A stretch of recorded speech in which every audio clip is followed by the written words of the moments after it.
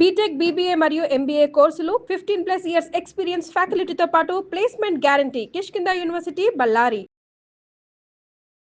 నమస్తే రమ్మగారు. నమస్తే చే. ఏదైనా మంచి స్టోరీ చెప్తారా? మనకి సన్యాసులు ఎవరైనా కనపడితే మనలో సగం మందికి వారి పట్ల ఒక భక్తిభావం కలుగుతుంది, ఆసక్తిగా ఉంటుంది.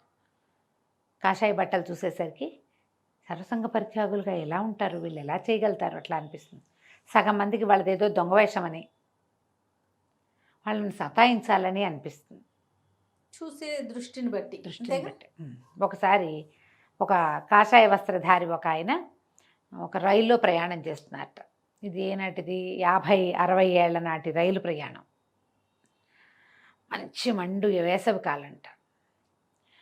ఈ ప్రయాణం చేస్తున్న సన్యాసి ఈయన స్వామి వివేకానంద అని కూడా ఒక కథలో రాశారు. అవునో కాదో తెలీదు, కానీ ఈయన మంచి బలాఢ్యుడైన వ్యక్తి. స్వామి వివేకానంద కూడా చాలా పెద్ద భారీ మంచి దృఢమైన పర్సనాలిటీ కదా. ఈ దృఢమైన పర్సనాలిటీతో ఉన్న సన్యాసి రైలు ప్రయాణం చేస్తున్నారు. ఈయన ఉన్న పెట్టెలో ఇంకెవరు లేరు. ఈయనతో పాటు ఒక వ్యాపారస్తుడు ఒక ఆయన ఉన్నాడు. అతను చక్కగా మంచినీళ్ళు తాగుతూ ఏవో తింటూ పండు ఫలాలు ఆరగిస్తూ, సన్యాసిని చూస్తే వేళాకోళంగా ఉంది ఆయనకి. ఇప్పుడు మనం సాధారణంగా రైళ్లలో మనతో ప్రయాణం చేస్తున్న వాళ్ళకి తిండి ఆఫర్ చేస్తారు, చాలామంది చేస్తారు. తింటారా చెప్తాం. అవతల వాళ్ళ దగ్గర ఏమీ లేకపోతే ఇంకా ఎక్కువ తీసుకోండి అంటాం. కానీ ఈ వ్యాపారస్తుడు అట్లా చేయలే. ఆయనకి ఒక వేళాకోళంగా హేళనగా ఉంది. ఈ స్వామీజీ ఇప్పటికి కొన్ని పూటలుగా ఆయనకి ఆహారం లేదు. మంచి ఎండ, దాహం వేస్తోంది బాగా. అప్పుట ఈ రైళ్ళు వెళ్తూ ఉంటే నీళ్లు ఉండేవి కాదు రైళ్లలో. ప్రతి స్టేషన్ దగ్గర నీళ్ళు ఇచ్చేందుకు మనుషులు ఉండేవాళ్ళ. అప్పటిది రైళ్ళ మొదటి కాలం అన్నమాట. 60-70 ఏళ్ళ నాడు అనుకో. ఈ నీళ్లు తిత్తి పట్టుకుని తిరిగే వాళ్ళు ఉంటారు. వాళ్ళు ఒక 5 పైసలు 10 పైసలు ఒక పైసా ఇస్తే నీళ్ళు పోసేవాళ్ళు. ఈ స్వామీజీ దగ్గర పైసా లేదు. బండి ఆగంగానే ఈయన నీళ్ల కోసం దిగటం, వాడు డబ్బులు అడగటం. ఈయన దగ్గర డబ్బులు లేవనగానే వాడు వెళ్ళిపోతాడు. అయ్యో, వాడు నిజానికి ఫ్రీగా పోయాలి. అది గవర్నమెంట్ అరేంజ్ చేసింది. అది రైళ్ల శాఖ అరేంజ్ చేసిన వాడే, స్టేషన్ వాళ్ళు అరేంజ్ చేశారు. కానీ వాడు ₹1 సంపాదించుకుంటాడు, 1 పైసా సంపాదించుకుంటాడు. ఈయన ఇవ్వపోయేసరికల్లా అయ్యో ఈయన కాషాయ బట్టలు వాడు స్వామీజీ, ఈయనకి మంచినీళ్ళు ఇద్దాం అని కానీ, పోనీ పెద్దవాడని కానీ, లేదా ఎవరైనా చిన్నపిల్ల అడిగితే పోన్లే చిన్నపిల్లని, ఈ డబ్బు ఇచ్చిన వాడు ఇస్తాడు, ఇవ్వని వాడు ఇవ్వడు. ఇవ్వలేని వాడి పరిస్థితి ఏమిటి? ఈయన దగ్గర రూపాయి లేదు, పైస లేదు. రూపాయి అనకూడదు, అసలు పైస లేదు ఆయన దగ్గర.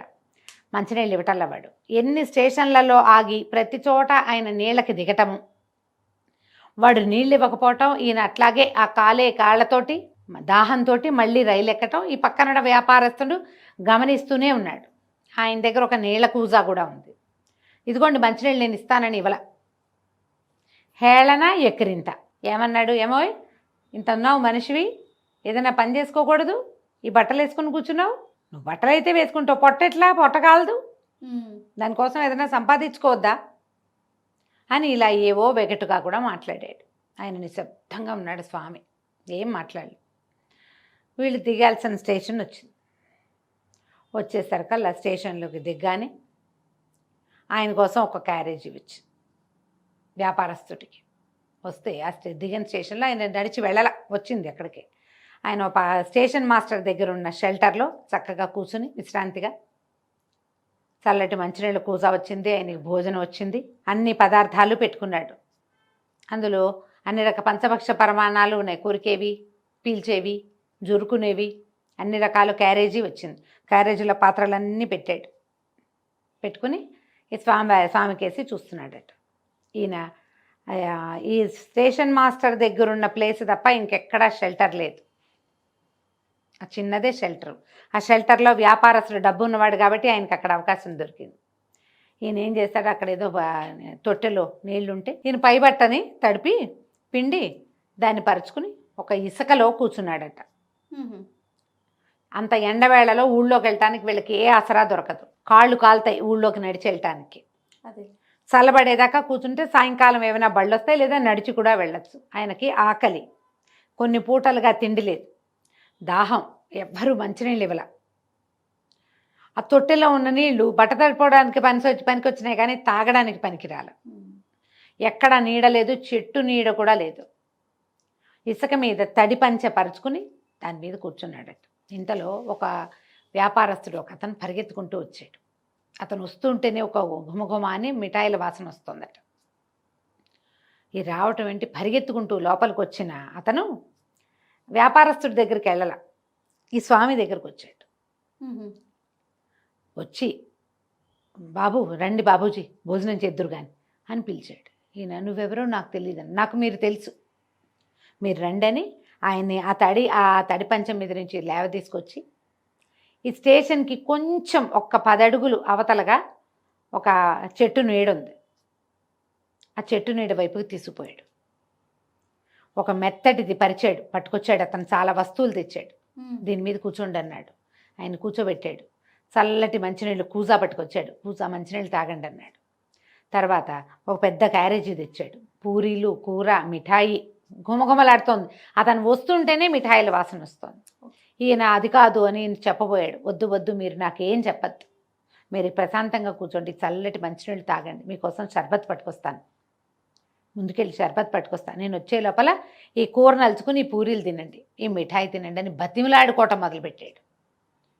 ఈ వ్యాపారస్తుడు ఇక్కడ కూర్చున్నాడు కదా, ఈయనకి క్యారేజీ వచ్చింది, ఎక్కడి నుంచో వచ్చింది, అక్కడ ఉంది. ఆయన వచ్చేసరికి ఈ ఫ్రెష్ మిఠాయిల వాసనకి ఆయన ఆకర్షితుడై ఇది ఎవరు ఈ మనిషి. ఒక 5 నిమిషాలు చూసాక ఆయన గుర్తొచ్చింది, వీడు ఒక ప్రఖ్యాతమైన మిఠాయి అంగడి ఓనరు.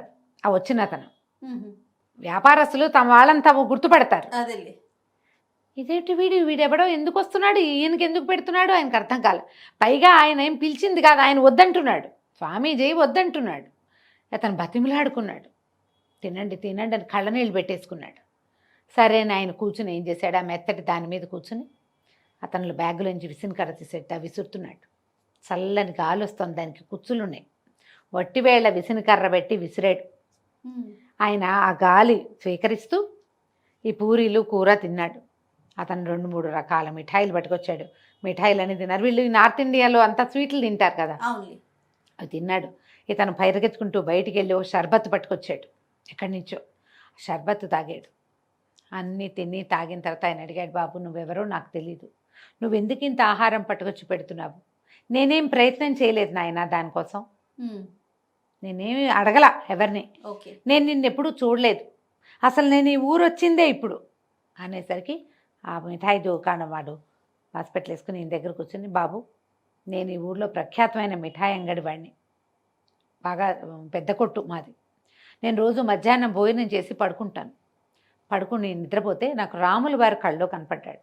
ధనుర్బాణాలు పట్టుకున్నాడు, సీతాలక్ష్మణ సమేతంగా ఉండి, ఒరేయ్ నా భక్తుడు ఒకడు ఆ రైల్వే స్టేషన్ దగ్గర ఫలానా చోట నా భక్తుడు ఒకడు ఆకలితోటి దాహంతో ఉన్నాడు, వాడికి ఆహారం ఇచ్చిరా అని చెప్పాడు. ఇచ్చిరా, మెత్తటి వస్తువు తీసుకెళ్ళు, మంచినీళ్ళు తీసుకెళ్ళు, మిఠాయిలు తీసుకెళ్ళమని చెప్పాడు. కళ్ళ వచ్చింది. నేను కళ్ళ మెలకు వచ్చాక ఏమిటి ఏదో ఇలాంటి కళ వచ్చిందని పక్కకు తిరిగి పడుకున్నాను. రాముల వారు మళ్ళీ కనపడ్డాడు. కనపడి లేవవేంరా, వెళ్ళవేంటి, నా భక్తుడు ఆకలితో ఉన్నాడు, దాహంతో ఉన్నాడు, ఎండకి మాడిపోతున్నాడు,